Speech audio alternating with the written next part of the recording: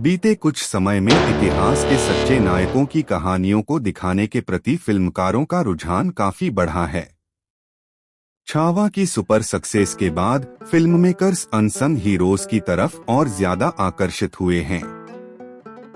नए निर्देशक प्रिंस धीमान की केसरी वीर भी इतिहास के उस कालखंड से प्रेरित है जहां हमीरजी गोहिल जैसे सच्चे योद्धा ने सोमनाथ मंदिर की रक्षा के लिए अपने प्राणों की आहुति दे दी थी।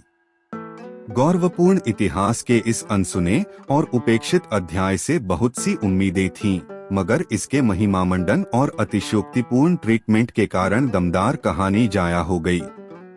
कहानी है अर्थिला के राजकुमार हमीरजी गोहिल, सूरज पंचोली जैसे शूरवीर योद्धा की, जो अभी अपनी किशोरावस्था में है, मगर युद्ध कौशल में वह शेर जैसी वीरता और चपलता रखता है।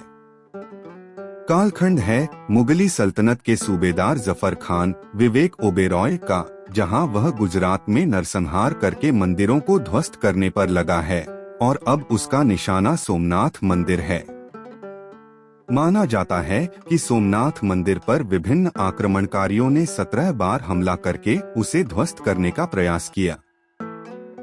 इसमें एक बार हमीरजी गोहिल ने महज 16 साल की उम्र में अपने अदम्य साहस का परिचय दिया और सिर्फ 200 शूरवीर सैनिकों की टोली के साथ जफर खान की विशालकाय सेना का सामना किया।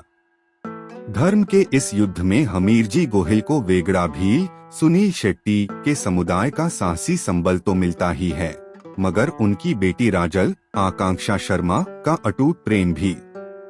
वेगड़ा भील आखिरी सांस तक हमीरजी गोहिल का साथ देता है और हमीरजी गोहिल भी जफर खान की बेरहमी, क्रूरता और नृशंसता से डरे बिना सिर कटने के बाद भी लड़ता रहता है, दुश्मनों का नाश करता है।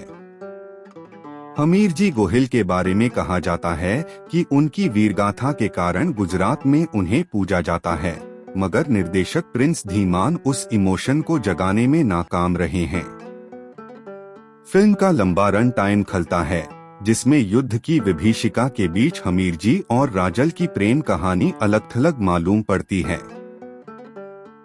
फिल्म में डिस्क्लेमर दिया गया है कि कुछ घटनाओं को नाटकीय रूप दिया गया है, मगर इस ऐतिहासिक शौर्यगाथा को दर्शाने में डायरेक्टर ने जरूरत से ज्यादा सिनेमैटिक लिबर्टी ली है और क्लाइमैक्स में समंदर के पास जंगल वाला सीन इस बात का सबूत है। सिर काटने के बावजूद हमीरजी का लड़ते रहना और वेगड़ा भील का 2 भालों के बलबूते पर विशालकाय शिवलिंग को जमीन पर गिरने से बचाने वाले दृश्य अवास्तविक लगते हैं। जफर खान से युद्ध वाले दृश्य भी प्रभाव नहीं जमा पाते।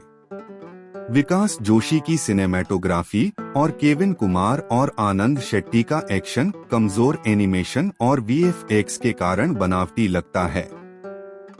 फिल्म में बाहुबली, पद्मावत और आदिपुरुष जैसी फिल्मों के कई दृश्यों को कॉपी किया गया है, जो बेतुका लगता है। बैकग्राउंड म्यूजिक जरूरत से ज्यादा लाउड है।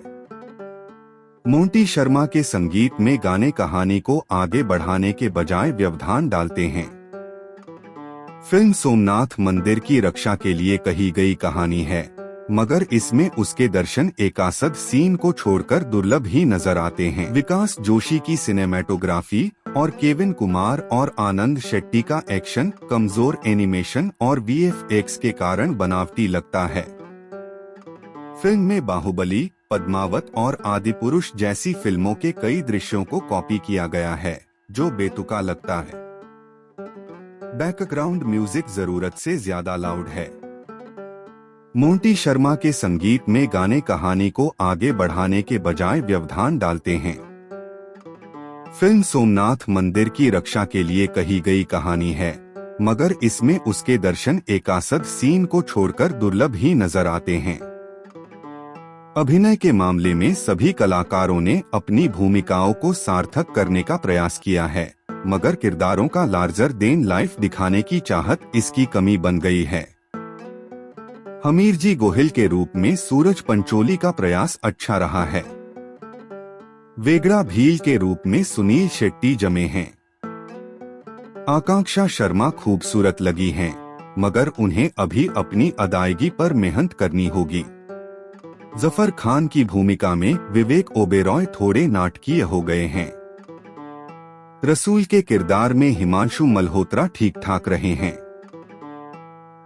क्यों देखें? हमीरजी गोहिल के बारे में जानना हो तो इस फिल्म की बजाय मूल गुजराती फिल्म वीर हमीरजी सोमनाथनी सखाते देखना उचित होगा।